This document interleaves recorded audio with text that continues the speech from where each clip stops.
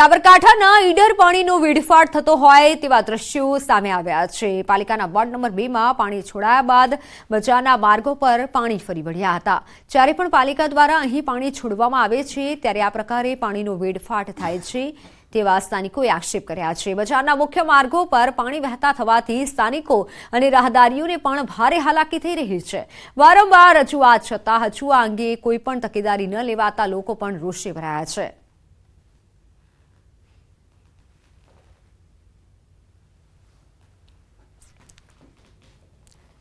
અરવલ્લીમાં ઘઉંનો પાક તૈયાર થતા મોડાસા માર્કેટયાર્ડમાં ઘઉંની આવક થઈ છે। જોકે ઘઉંના સંતોષકારક ભાવ ન મળતા ખેડૂતોમાં નારાજગી જોવા મળી રહી છે।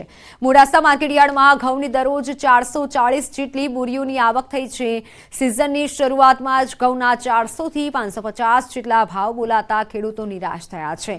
જિલ્લામાં 60,000 હેક્ટર જમીનમાં ઘઉંનું વાવેતર કરાયું। અગાઉ ઘઉંના 1,000 રૂપિયા ભાવ બોલાયા હતા, પરંતુ સિઝન શરૂ થતાં ભાવ ઘટી જતા ખેડૂતોએ નારાજગી વ્યક્ત કરી છે।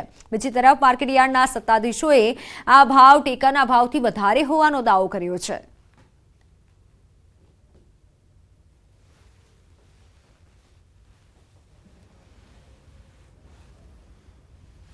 તો આ ભાવે તો ખેડૂતને ઘઉં પોસાય એવું જ નથી, આમાં તો ખર્ચો જ નથી નીકળતો, તો આ કેવી રીતે અમે ખેતી કરશું? આ ખેતી બંધ કરવાનો વારો આવશે અમારા ત્યાં। આ ભાવ 700ની ઉપર જાય તો ખેડૂતને પોસાય એમ છે।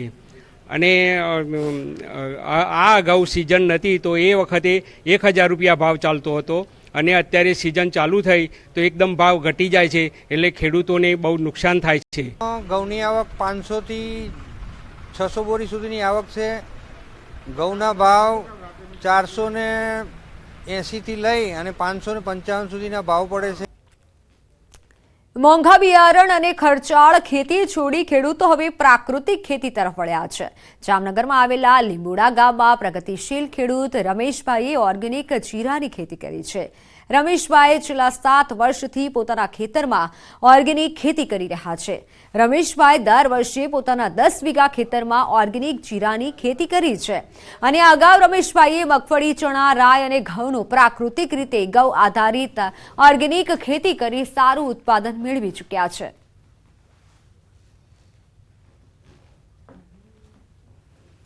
છેલ્લા હું 7 વર્ષથી આ ઓર્ગેનિક કરું, ગાય આધારિત પણ મેં જીરું વાવ્યું છે, એટલે જીરું ઓર્ગેનિક પ્રમાણે બહુ સારું અમારે સારો લાભ મળશે એવું લાગે છે અમને।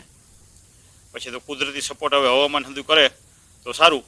હું ઓર્ગેનિક ખેતી આ રમેશભાઈની વાડી જમીન વાવું છું, તો ઓર્ગેનિક કરું છું 2-3 વર્ષથી, એટલે આમ સારો લાભ જડે છે। પણ સુરતના શાકભાજી બજારોમાં લસણના ભાવ ચોથા આસમાને પહોંચી ગયા છે। ગૃહિણીઓનું બજેટ ખોરવાયું છે।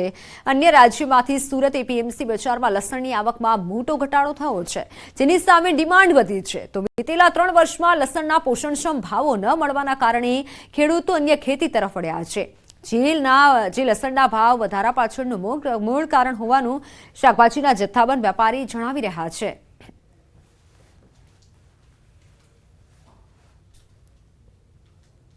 પોષણક્ષમ ભાવ ન મળવાના કારણે એ લોકોએ આ વર્ષે ખેડૂતો લસણની ખેતી તરફથી મોટા પાયે હટી ગયા, અને એ કારણથી માલની ઉત્પાદનમાં ઘટ પડી।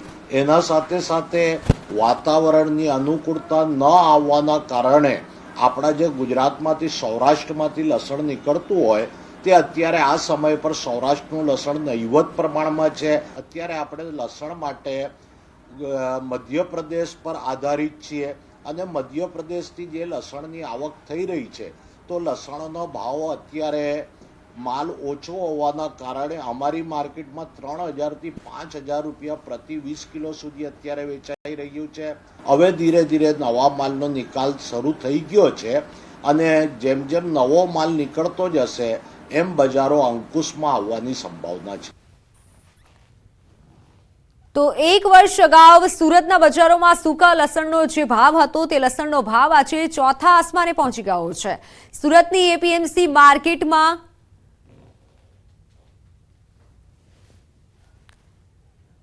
તો અન્ય સમાચારો પર નજર કરીએ। દેશભરમાંથી 10,000થી વધુ પ્રતિનિધિઓ હાજર રહેશે। આજથી ભાજપની 2 દિવસીય રાષ્ટ્રીય પરિષદની બેઠક બપોરે 3:30 વાગ્યે શરૂ થશે। આ બેઠક દેશભરમાંથી 10,000થી પણ વધુ પ્રતિનિધિઓ ભાગ લેશે। પાર્ટી અધ્યક્ષ જેપી નડ્ડા અને પ્રધાનમંત્રી મોદી ધ્વજારોહણ કરશે। દિવંગતોને આપવામાં આવશે શ્રદ્ધાંજલિ। પ્રથમ દિવસે પક્ષ તરફથી પ્રસ્તાવ લાવવામાં આવશે અને આ પ્રસ્તાવમાં સરકારની ઉપલબ્ધિઓ અને વિકસિત ભારતનો ઉલ્લેખ હશે। વિડીયો પ્રેઝન્ટેશન, सांस्कृतिक कार्यक्रमों सहितना आयोजन पण करवामां आवशे। राष्ट्रीय अधिवेशનમાં रविवारे बीजो प्रस्ताव मुकाशे। राम मंदिर पर मूकवामां आवशे आ प्रस्ताव, ज्यारे बीजा दिवसे पीएम मोदीना भाषण साथे अधिवेशनનું समापन થશે। देशभरमांथी आवेला प्रतिनिधिओने लोकसभा चूंटણીની तैयारीओनो मंत्र अपाशे।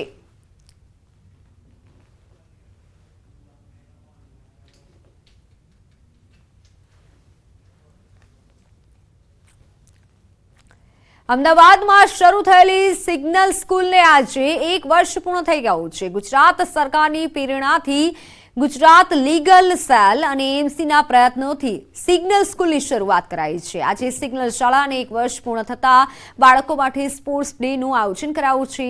સ્પોર્ટ્સ ડેમાં ગુજરાત હાઈકોર્ટના ચીફ જસ્ટિસ, લીગલ સેલ અને એમસીના કમિશનર સહિતના અધિકારીઓ ઉપસ્થિત રહ્યા હતા।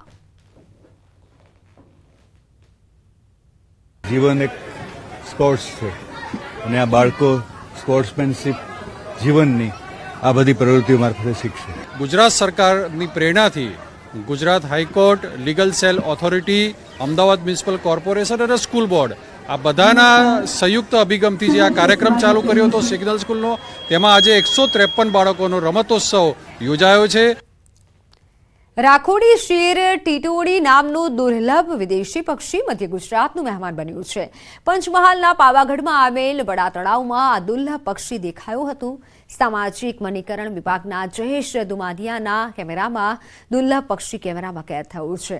સામાન્ય રીતે 15 થી 20 અલગ અલગ પ્રજાતિના વિદેશી પક્ષીઓ દર વર્ષે અહીંના મહેમાન બનતા હોય છે અને તેવામાં ચીન, જાપાન, મંગોલિયા જેવા દેશોમાં જોવા મળતું રાખોડી શેર ટીટોડી અહીં જોવા મળતા વન વિભાગ તરફથી પણ આ પક્ષીની વર્તણૂકનો અભ્યાસ કરવામાં આવી રહ્યો છે। આ પહેલા રાખોડી શેર ટીટોડી સુરેન્દ્રનગર પંથકમાં એક વખત જોવા મળ્યું હતું। અહીં સતત લોકોની અવરજવરના કારણે પક્ષીઓને શાંતિપૂર્ણ વાતાવરણ ન મળતું હોવાનું પણ આરએફઓએ જણાવ્યું હતું। પક્ષી થોડુંક રેર છે અને એના વિશેનો અસ્પષ્ટ ડેટા ઉપલબ્ધ છે, એટલે હવે રોજ અમે નિરીક્ષણ કરતા રહીશું એટલે એનો ખ્યાલ આવે કે કેટલા સમય સુધી અહીંયા રોકાય છે અને એની વર્તણૂક વિશે અમે અભ્યાસ કરીએ છીએ। વિદેશી પક્ષીઓનું ભારતમાં દર શિયાળામાં આગમન થતું હોય છે।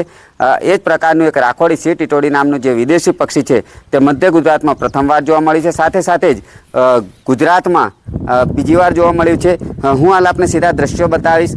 જે રાખોડી શેર ટીટોડી નામનું જે પક્ષી છે તે પાવાગઢની તળેટીમાં આવેલા વડા તળાવમાંથી મળી આવ્યું છે। જે વિસ્તરણ વન વિભાગ છે, સામાજિક વનીકરણ વિભાગ છે, તેના આરએફઓ દ્વારા અહીંયા પક્ષી દર્શન અને પક્ષીઓનું સર્વે કરવામાં આવતું હતું, ત્યારે આ તેમના કેમેરામાં આ પક્ષી કેદ થયું હતું। પ્રથમવાર જોવા મળતી આ દુર્લભ પ્રજાતિનું પક્ષી અહીંયા આવ્યું છે। આ સાથે જો અહીંયાની વાત કરવામાં આવે તો હાલ 40 જેટલા જે કાદવ ખૂંદનારા પક્ષીઓની પ્રજાતિ છે તે અહીંયા આવે છે, જેમાં 15 થી 20 જેટલા જે વિદેશી પક્ષીઓ છે તેનો પણ અહીંયા સમાવેશ થઈ રહ્યો છે। અહીંયાની વાત કરવામાં આવે તો આજુબાજુનો જે જંગલ વિસ્તાર છે તેની સાથે સાથે જ અહીંયા તળાવમાં પાણી ખૂબ પુષ્કળ પ્રમાણમાં છે, પરંતુ અહીંયા જે સામાજિક વનીકરણના આરએફઓ છે તેઓ જણાવી રહ્યા છે કે પક્ષીઓ છે તેઓને અહીંયા જે રોકાણ માટે જે જરૂર પૂરતો સમય છે તે નથી મળી રહ્યો। અહીંયા કેટલાક સહેલાણીઓ આવતા હોય છે, સાથે સાથે જ કેટલાક પ્રી વેડિંગ શૂટિંગ માટે પણ આવતા હોય છે, ત્યારે આ વિસ્તારને જો પ્રોટેક્ટ કરવામાં આવે તળાવના તો પક્ષીઓ છે તે શાંતિથી વિહરી શકે અને તેમનો જે આનંદ છે તે પણ માણી શકે એમ છે। રાજેશ જોશી, NewsEighteen ગુજરાતી, પંચમહાલ।